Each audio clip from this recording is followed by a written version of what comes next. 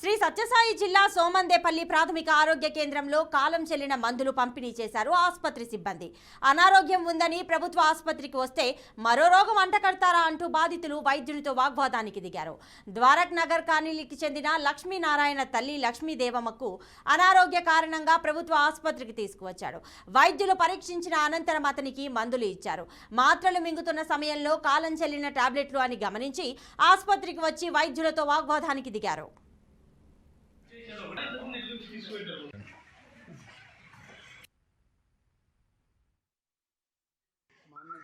Body pains అని చెప్పి తోడుకొని వచ్చినాను.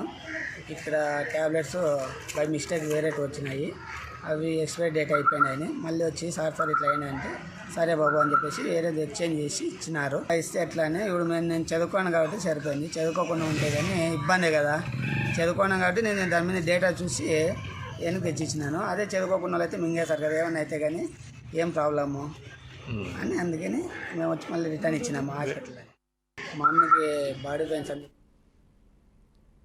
కృష్ణా జిల్లా మచిలీపట్నంలో ప్రభుత్వ ఆసుపత్రిలోని చిన్నపిల్లల విభాగంలో కలకలం రేగింది. ఇంజెక్షన్ వికటించి 9 మంది చిన్నారులు అస్వస్థతకు గురయ్యారు.